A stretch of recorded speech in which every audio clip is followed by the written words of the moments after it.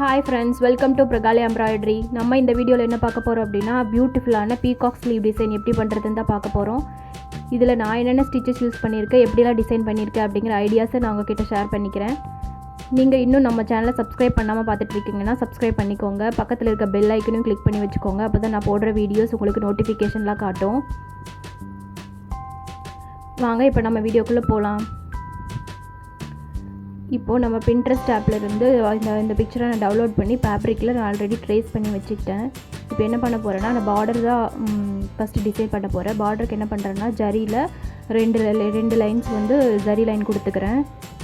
அதுக்கு மேலே என்ன பண்ணியிருக்கேன்னா ஒரு டியூப் பீடும் ஒரு சுகர் பீடும் எடுத்து இந்த மாதிரி ட்ரையாங்கிள் ஷேப்பில் நான் கொடுத்துக்கிறேன்.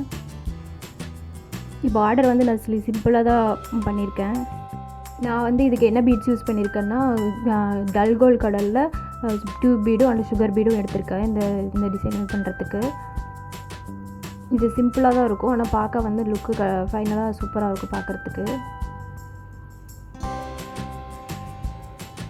ஒரு டியூப் பீடு ஒரு சுகர் பீடு கொடுத்து கம்ப்ளீட் பண்ணிவிட்டு செயின் சிஸ்ட் கொடுத்துட்டு மறுபடியும் இந்த கீழே வரும்போது அதே மாதிரி சுகர் பீடு ஒரு டியூப் பீடும் கொடுத்து கம்ப்ளீட் பண்ணிக்கிறேன். இந்த டிசைனை பாருங்கள் ஃபுல்லாக கம்ப்ளீட் பண்ணிவிட்டேன். அதுக்கப்புறம் அந்த ட்ரையாங்கிள்குள்ளே இருக்க கேப்பில் நான் என்ன பண்ண போகிறேன் அப்படின்னா ஃப்ரெஞ்ச் நாட் தான் கொடுக்க போனேன். சீக்வன்ஸ் கொடுத்து ஃப்ரெஞ்ச் நாட் கொடுக்க போகிறேன். கோல்டு கலர் சீக்வன்ஸ் யூஸ் பண்ணியிருக்கேன். நமக்கு எந்த இடத்துல வேணுமோ அந்த இடத்துல சீக்வன்ஸை ப்ளேஸ் பண்ணிவிட்டு ஃப்ரெஞ்ச் நாட் நீடில் 2 ரொட்டேஷன் த்ரெட்டை கொடுத்துட்டு அதுக்கப்புறம் அந்த சீக்வன்ஸ்குள்ளே பஞ்ச் பண்ணி எடுத்துக்கிறேன். இதுக்கு நான் யூஸ் பண்ணிக்கிற த்ரெட்டு வந்து ஜரி த்ரெட்டு தான், ஆனால் நம்ம நார்மலாக யூஸ் பண்ணுற ஜரி கிடையாது. இது வந்து கொஞ்சம் திக்காக இருக்கும் நமக்கு. அந்த ஜரி த்ரெட் தான் நான் எடுத்திருக்கேன். இதில் ஃப்ரெஞ்ச் நாட் போட்டது நமக்கு ரொம்பவே ஈஸி, லுக்கும் நல்லாயிருக்கும் பார்க்குறதுக்கு. பாருங்கள் அது ஃபுல்லாக நான் கம்ப்ளீட் பண்ணி எடுத்துக்கிட்டேன். இந்த பார்டர் வந்து சிம்பிளாக தான் கொடுத்துருக்கேன். நெக்ஸ்ட்டு நம்ம பீகாக் எப்படி டிசைன் பண்ணுறதுன்னு பார்க்கலாம். ஃபஸ்ட்டு ஒரு லேயர் வந்து நான் நார்மல் ஜரியில் ஃபுல்லாக கொடுத்து முடிச்சிடுறேன் அவுட்லைனு. இதில் நம்ம என்ன பார்க்கணும் அப்படின்னா ஷேப்ஸ் வந்து கரெக்டாக கொடுக்கணும். எட்ஜஸ் வந்து ஷார்ப்பாக வர மாதிரி எல்லாம் கரெக்டாக நம்ம எப்படி ஷேப் ட்ரா பண்ணியிருக்கோமோ அதே மாதிரி வந்து நம்ம கொடுத்து எடுத்துக்கணும். பாருங்கள் நான் 2 பீகாக்கும் கொடுத்துக்கிறேன். நான் ஒரு பீகாக் பண்ணுறது காட்டியிருக்கேன். நான் சைமல்டேனியஸாக அந்த பீகாக்கையும் நான் கம்ப்ளீட் பண்ணி எடுத்துக்கிறேன்.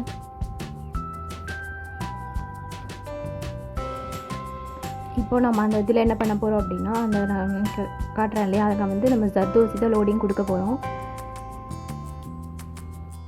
அதுக்கு வந்து நான் நக்ஷி டைப்பு ஜர்தோசி தான் எடுத்திருக்கேன். இது வந்து நமக்கு கொஞ்சம் கிளிட்டரிங் எஃபெக்டில் இருக்கும். இந்த லோடிங்க்கு வந்து நான் உள்ளே கொடுக்குறது வந்து ஜர்தோசியே கொடுத்துக்கிறேன். அதுக்கு நீடிலோட சைஸில் ஏற்ற மாதிரி நான் கட் பண்ணி எடுத்துக்கிறேன். பாருங்கள் இந்த மாதிரி கொடுத்துக்கிறேன். நம்ம பீட்ஸ் ஒர்க் பண்ணுறத விட ஜர்தோசி ஒர்க் பண்ணுறது கொஞ்சம் சாஃப்டாக ஹேண்டில் பண்ணணும். நம்ம கொஞ்சம் நிறைய டைம் எடுக்கும் ஜர்தோசி ஒர்க்கு பீட்ஸை கட்டிலும், ஆனால் வந்து ஒர்க்கு அவுட்லுக் வந்து வேறு லெவலில் வரும், நமக்கு நல்லாயிருக்கும் பார்க்குறதுக்கு. பாருங்கள் ரெண்டையும் நான் கொடுத்து முடிச்சுட்டேன். அங்கே தான் நான் அந்த ஜர்தோசி ஃபில்லிங் கொடுக்க போகிறேன். நம்ம அந்த சைஸுக்கு ஏற்ற மாதிரி ஜர்தோசி கட் பண்ணி எடுத்துக்கணும். இப்போ அந்த கார்னர்லேருந்து நான் ஸ்டார்ட் பண்ணிக்கிறேன். ஸ்டார்ட் பண்ணி எப்படி லைனாக கொடுத்துட்டு வரேன். ஜர்தோசியோட சைஸஸ் வந்து எல்லாமே சேமாக இருக்கிற மாதிரி எடுத்துக்கோங்க, இல்லைன்னா நமக்கு வந்து கேப் தெரியும். சைஸஸ் டிஃப்ரெண்ட்டாக இருந்துச்சுன்னா நமக்கு அந்த சென்டரில் கேப் தெரியும், அந்த லுக்கு நல்லா இருக்காது. எல்லாம் ஒரே சைஸாக இருக்க மாதிரி, கொஞ்சம் சைஸ் பெருசாக இருந்தால் கூட நீங்கள் எடுத்துகிட்டு அட்ஜஸ்ட் பண்ணிவிட்டு அதுக்கப்புறமா ஃபில் பண்ணிக்கோங்க.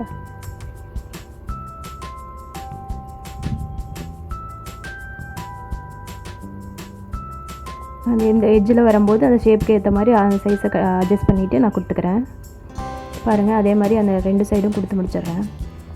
இப்போ ஜர்தோசி கொடுத்துருக்கோம் இல்லையா, அந்த மேலேயும் கீழே நமக்கு கேப் தெரியுது. அந்த கேப்பில் என்ன பண்ண போகிறேன்னா நான் கோல்டு கலர் சுகர் பீடு தான் எடுத்திருக்கேன். அதில் 2 பீடாக கொடுத்து நான் ஃபில் பண்ணிக்கிறேன்.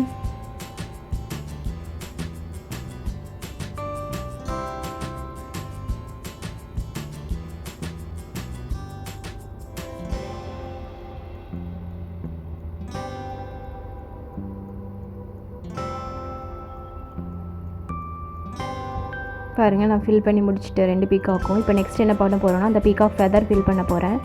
இந்த பீகாக் ஃபெதருக்கும் சேம் ஜர்தோசி தான் கொடுக்க போகிறேன். ஜர்தோசி லோடிங் கொடுத்துட்றேன். இப்போ நார்மலாக லீஃப் ஃபில்லிங்கெல்லாம் நம்ம ஜர்தோசி லீஃப் ஃபில்லிங் பண்ணுவோம் இல்லையா, அந்த மாதிரி தான் அந்த கான்செப்ட் தான் இங்கே யூஸ் பண்ணியிருக்கேன். அந்த ஷேப்புக்கு ஏற்ற மாதிரி ஜர்தோசி கட் பண்ணி எடுத்துக்கிட்டு ஒரு சைடு ஃபுல்லாக ஃபில் பண்ணிக்கிறேன்.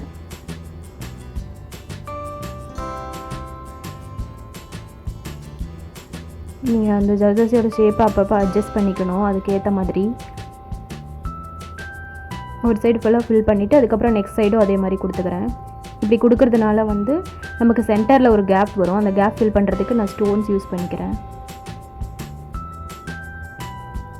நார்மல் லீஃப் ஃபில்லிங் தான், ஜர்தோசி வச்சு லீஃப் ஃபில்லிங் பண்ணுவோம்ல அதே கான்செப்ட் தான் இங்கே.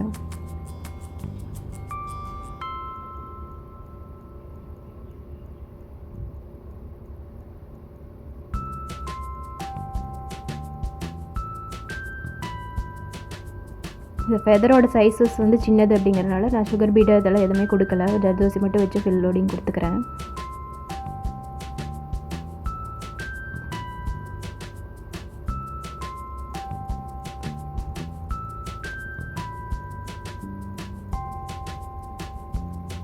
இதே மாதிரி நான் மற்ற ஃபெதர்ஸையும் கம்ப்ளீட் பண்ணி எடுத்துக்கிறேன்.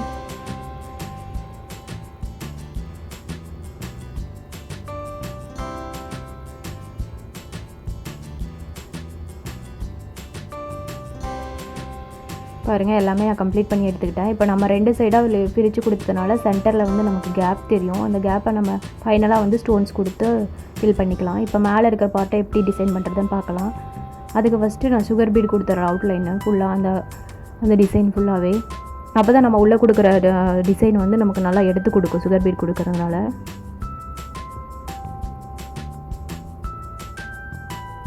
ரெண்டு சுகர் பீடாக கொடுத்து நான் கம்ப்ளீட் பண்ணிக்கிறேன். அந்த எட்ஜஸ் வர இடத்துல மட்டும் ஒரு பீடு ஷேப்புக்கு ஏற்ற மாதிரி ஒரு பீடு அந்த மாதிரி கொடுத்துக்கிறேன்.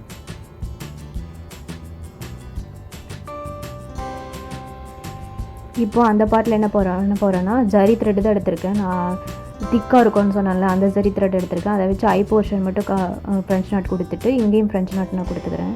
நீடில் 2 ரொட்டேஷன் கொடுத்துட்டு அது ஃபுல்லாக கேப்பே இல்லாத மாதிரி இப்போ ஃபுல்லாக நான் லைனாக ஃப்ரெஞ்ச் நாட் போட்டு எடுத்துக்கிறேன். இது நார்மல் ஜரி கிடையாது, ஜரியை விட கொஞ்சம் திக்காக இருக்கும் நமக்கு. இப்போது அந்த பீக் போர்ஷனுக்கு என்ன பண்ணுறேன்னா லாங் ஃப்ரெஞ்ச் நாட் கொடுத்து அந்த கேப்பையும் நான் வந்து ஃபினிஷ் பண்ணிக்கிறேன்.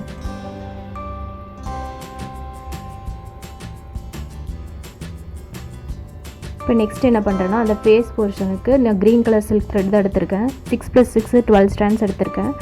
எடுத்துகிட்டு ஃப்ரெஞ்ச் நாட் தான் நார்மல் யூஸ்ஃபுல் ஃப்ரெஞ்ச் நாட் தான் போட போகிறேன். நீடில் 2 ரொட்டேஷன் கொடுத்துட்டு அங்கே ஃப்ரெஞ்ச் நீடில் பஞ்ச் பண்ணி எடுத்துக்கிறேன். இந்த மாதிரி ஃபுல்லாக நான் கேப் இல்லாமல் ஃபில் பண்ணி எடுத்துக்க போகிறேன்.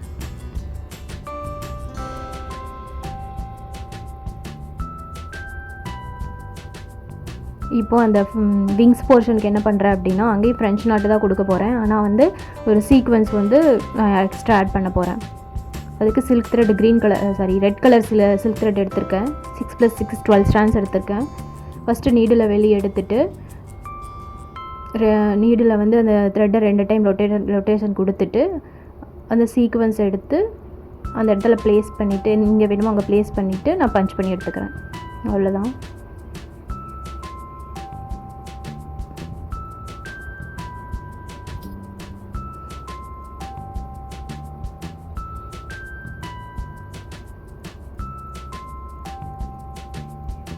பாருங்கள் நம்ம இன்னொரு டைம் காட்டுறேன். நீடில் வெளியே எடுத்துட்டு அந்த த்ரெட்டை வந்து 2 டைம் ரொட்டேஷன் கொடுத்துக்கிறேன். நீடில் நமக்கு ஒரு மீடியம் சைஸ் ஃப்ரெஞ்ச் நாட் கிடைக்கும். அதனால தான் சீக்வென்ஸ் எடுத்து நான் சீக்வென்ஸை ஃப்ளாட்டாக வைக்காமல் அந்த இப்போ முன்னாடி போட்டாலே அந்த ஃப்ரெஞ்ச் நாட் மேலே கொஞ்சம் ஸ்லோப்பாக வச்சு நான் நீடில் பஞ்ச் பண்ணி எடுத்துக்கிறேன். இந்த லுக்கு வந்து நமக்கு நல்லாயிருக்கும் விங்ஸுக்கெல்லாம் கொடுக்கும்போது. இது வீடியோவில் அவ்வளோக்கா தெரியல, பட் நீங்கள் நேரில் பார்க்கும்போது அது நல்லா கிளிட்டரிங்காக நல்லாயிருக்கும் பார்க்குறதுக்கு. அந்த மாதிரியே நான் ஃபுல்லாக கொடுத்து கம்ப்ளீட் பண்ணிக்கிறேன். நான் லைனாக கொடுத்துட்டு வரேன், அப்போ தான் இந்த லுக்கு நல்லாயிருக்கும். ஒரு லைன் கொடுத்ததுக்கப்புறம் மறுபடியும் ஃபஸ்ட்லேருந்தே ஸ்டார்ட் பண்ணுங்கள். அப்போ தான் வந்து அது பார்க்குறதுக்கு அந்த லுக்கு வந்து நல்லாயிருக்கும்.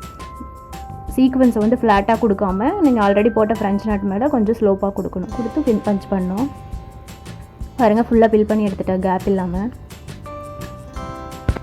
நெக்ஸ்ட் என்ன பண்ணுறேன்னா அந்த பீகாக் கீழே வந்து ஒரு 3 mm பீடு கொடுத்து ஒரு லைன் நான் கம்ப்ளீட் பண்ணி எடுத்துக்கிறேன். 3 mm பீடு கோல்டு கலர் இந்த பக்கம் கொடுத்துட்டேன். அதே மாதிரி இப்போது அந்த ஃபெதர்லாம் நமக்கு வந்து கேப் தெரியுது இல்லைங்களா, அதுக்கு வந்து நான் ஒயிட் கலர் ஸ்டோன்ஸ் கொடுத்து ஃபில் பண்ணிக்கிறேன். நார்மலாக க்ளூ அப்ளை பண்ணிவிட்டு நீடில் திருப்பி வச்சு அதை வச்சு யூஸ் பண்ணி ஸ்டோன்ஸ் பேஸ்ட் பண்ணி எடுத்துக்கிறேன். பாருங்கள் கொடுத்துட்டேன். இப்போ அந்த சென்டர் பார்ட்டும் மேக் பண்ணலாம். இதுக்கு ஹேங்கிங் மாதிரி கூட நம்ம பண்ணலாம். ஆனால் வந்து இது வந்து கொஞ்சம் லென்த்தாக நம்ம பண்ணுறதுனால ஹேங்கிங் மாதிரி பண்ணால் அது ஒன்றும் சிக்கு விழுந்துக்கும், அது பார்க்க நல்லா இருக்காது. ஸோ அதனால் வந்து நான் அப்படியே ஃபேப்ரிக்கோடையே ஸ்டிச் பண்ணிக்கிறேன். சுகர் பீடு தான் எடுத்திருக்கேன். சென்டரில் வந்து 2 mm பீடை நான் ஆட் பண்ணிக்கிறேன்.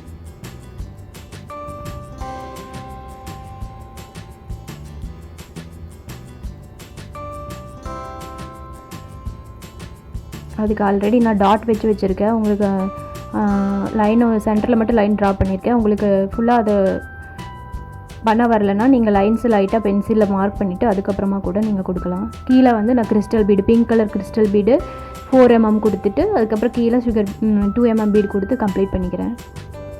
பாருங்கள், அதே மாதிரி நான் எல்லாத்தையுமே கம்ப்ளீட் பண்ணி எடுத்துக்கிட்டேன். ஃபஸ்ட்டே நீங்கள் அந்த லைன்ஸை ட்ரா பண்ணிவிட்டு அதுக்கப்புறம் அது மேலே கொடுத்துட்டு வாங்க, இப்போ நான் கரெக்டாக வரும். இப்போது நான் அதுக்கு எக்ஸ்ட்ரா இது பண்ணுறதுக்காக புட்டாஸ் கொடுத்துக்கிறேன். சுற்றியும் எங்கெங்கே வேணுமோ அங்கே பாயிண்ட் பண்ணிவிட்டு மார்க் பண்ணிவிட்டு அதுக்கப்புறம் அதுக்கு புட்டாஸ் கொடுத்து எடுத்துக்கிறேன். அதுக்கு வந்து 4 mm பீடும் அண்டு சுகர் பீடும் கொடுத்து நான் கம்ப்ளீட் பண்ணி அந்த எடுத்துக்கிறேன். ஃபஸ்ட்டு சென்டரில் ஒரு 4 mm பீட் கொடுத்துட்டு அதை சுற்றியும் வந்து அரும்பு மாதிரி நான் கொடுத்துட்டு வரேன். 4 mm பீடும் சுகர் பீடும் லோட் பண்ணிக்கிட்டு நீடில் ஒவ்வொன்றா ஸ்டிச் பண்ணி எடுக்கிறேன். சுற்றியும் 6 லைன்ஸ் தேவைப்படும் நமக்கு. 6 இதை கொடுத்துக்கிறேன், 6 பீட்ஸ் கொடுத்துக்கிறேன்.